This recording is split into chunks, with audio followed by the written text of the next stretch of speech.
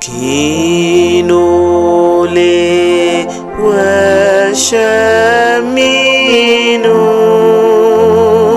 kò sí lẹ́yìn ẹ̀jẹ̀ Jésù.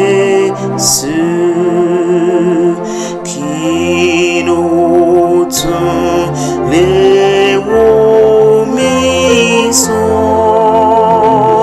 kò sí lẹ́yìn ẹ̀jẹ̀ Jésù.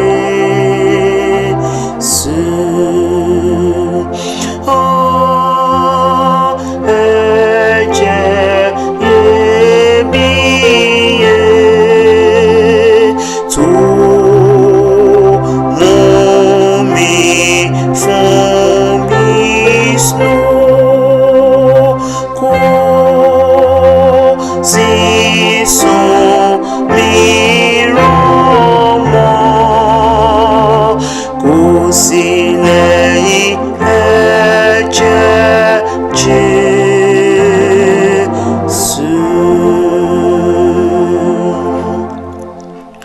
Fún wẹ̀nùmọ́ mi kò rí nǹkan mi lẹ́yìn ẹ̀jẹ̀ Jésù. Ohun tí mo gbẹ́kẹ̀lé fún dáríjì lẹ́jẹ̀ Jésù.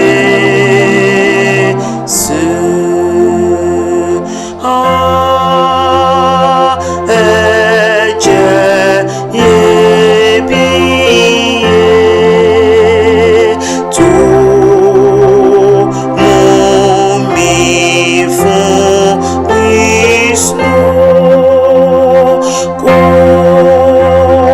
sí ìsan mìíràn mọ́,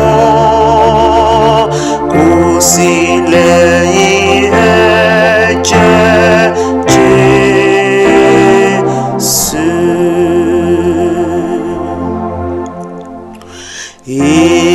Ètùtù fẹ̀ṣẹ̀ kò sí lẹ́yìn ẹ̀jẹ̀ Jésù.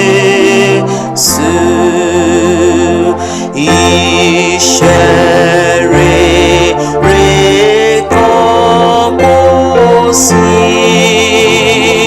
kò sí lẹ́yìn ẹ̀jẹ̀ Jésù.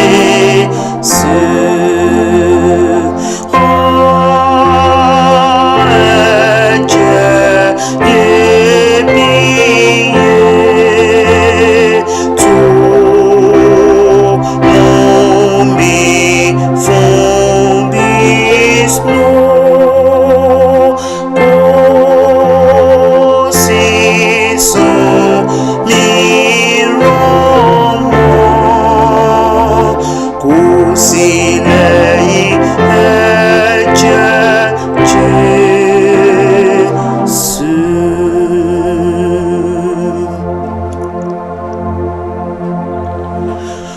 Gbogbo ìgbẹ́kẹ̀lé mi, ìrètí mi lẹ́jẹ̀ Jésù. Gbogbo òdodo mi ni ẹ̀jẹ̀ kìkì ẹ̀jẹ̀ Jésù.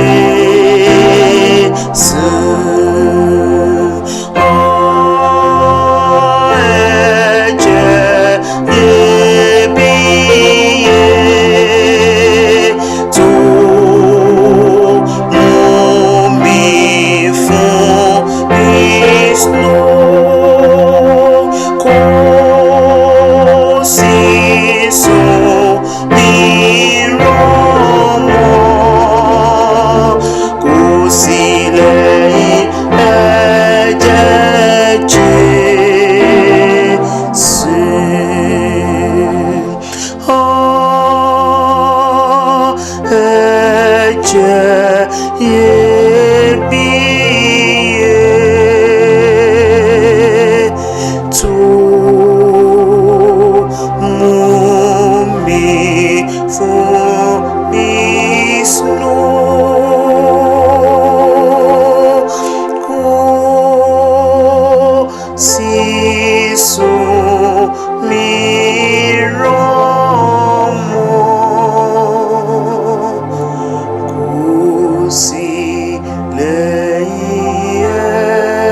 jẹ́jẹ́